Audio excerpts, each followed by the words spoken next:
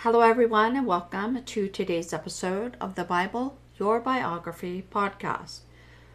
In this episode, I'm going to bring everything together that I spoke about in the previous few episodes.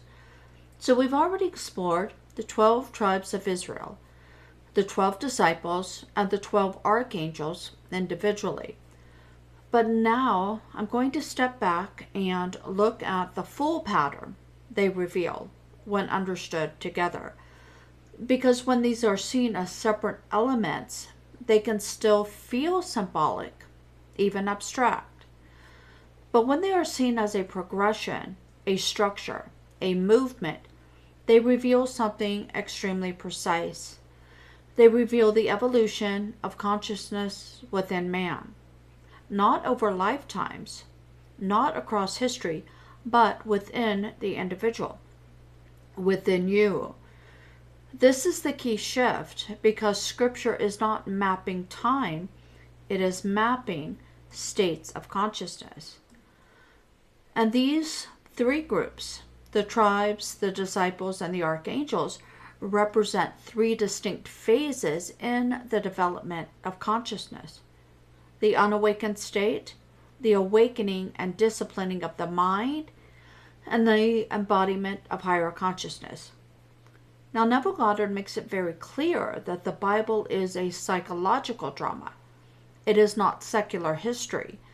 It is not meant to be taken as a literal record of events. It is revealing what is taking place within you. And he also explains that the Old Testament is an adumbration, a shadow, a foreshadowing, a symbolic preparation for what is to be revealed in the New Testament. So the Old Testament shows us consciousness in its unawakened movement. The New Testament reveals consciousness in its awakening and realization. And beyond that realization, there is stabilization and embodiment. So what we are going to do in this episode is walk through this progression clearly. We're going to connect the 12 tribes as the structured states of conscious or unconscious identity, the 12 disciples as the disciplined aspects of the awakening mind, and the 12 archangels as the embodied governing states of consciousness. And once you begin to see this clearly, you begin to understand your own journey differently. You stop seeing your experiences as random. You stop seeing your challenges as setbacks. And you begin to recognize that everything you are moving through is part of a structured unfolding of consciousness. The first phase in this progression is represented by the 12 tribes of Israel. Now, as we established in the previous episode, the tribes are not historical identities in the way they are commonly understood. They are states of consciousness. They represent the structured ways in which man experiences reality before awakening. This is the state of identification with appearances, the state of reaction, the state of emotional dependence on circumstances. It is the state of striving, and this is why the Old Testament is described as an adumbration. It is not the fulfillment, it is the pattern. It shows us what consciousness looks like when it is unaware of itself as the cause, moving through states unconsciously, and identifying with each state as though it were permanent. So within the tribes, we see patterns such as instability, emotional reaction, attachment, judgment, struggle, dependency, effort-based identity, and conditional happiness. These are not random human experiences, they are states of consciousness. And before awakening, man does not recognize them as states.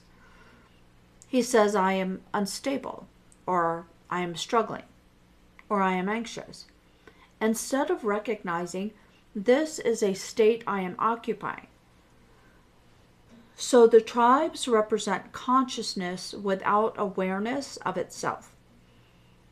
This is important because you cannot transcend a state you believe is your identity.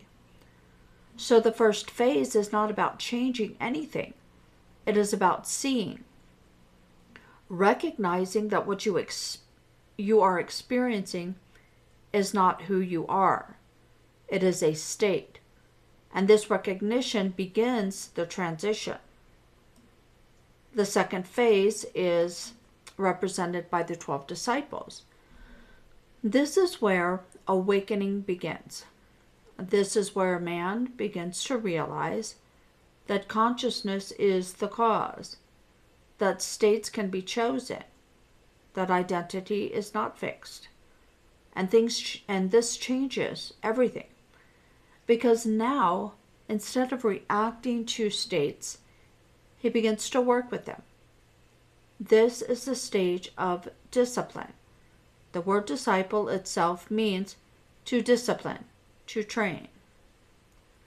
So the disciples represent the faculties of the mind being brought under direction. This is where faith must be stabilized, perception must be corrected, imagination must be used deliberately, persistence must be developed, and devotion must be maintained.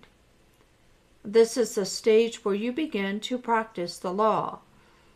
You begin to choose your state, return to it, and refuse to be moved by appearances.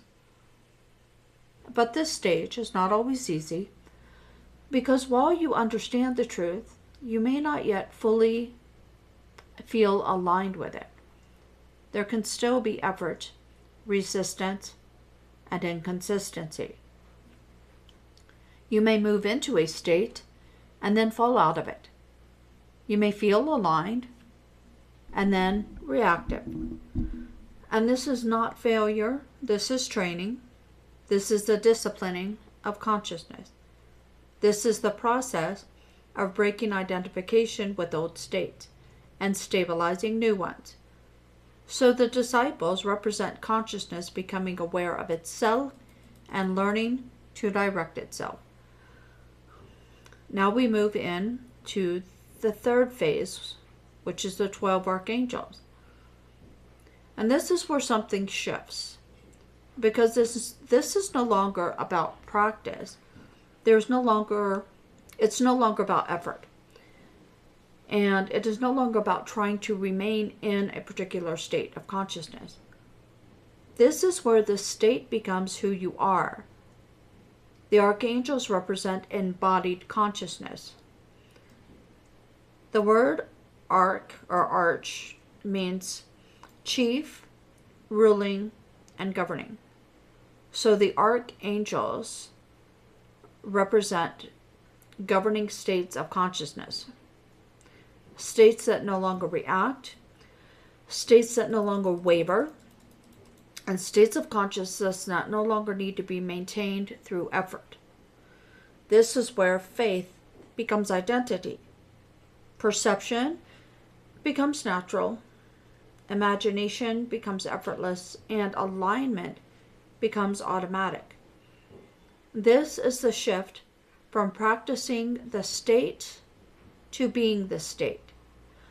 And this is the stage many people are moving toward without realizing it. They think the goal is to manifest something, but the deeper goal is to become the state so fully that it is no longer something you are trying to hold. It is something you are.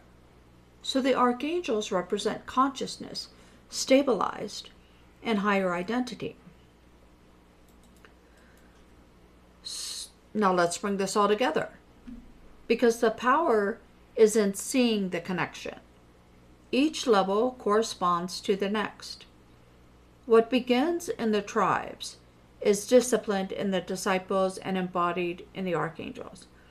For example, instability, the tribe, what's represented in the 12 tribes, it becomes persistent within the 12 disciples and then becomes stabilized, the archangels. Reaction becomes awareness and then becomes clarity. Attachment, represented within the 12 tribes of Israel, becomes discipline, represented within the 12 disciples, and then becomes alignment, representative of the 12 archangels. Struggle becomes effort and then becomes flow. So nothing is wasted. Every state has a purpose, every phase has a role. The tribes are not wrong. They're the beginning. The disciples are not the end, they are the transition, and the archangels are the embodiment. So what does this mean for you? It means wherever you are within the process.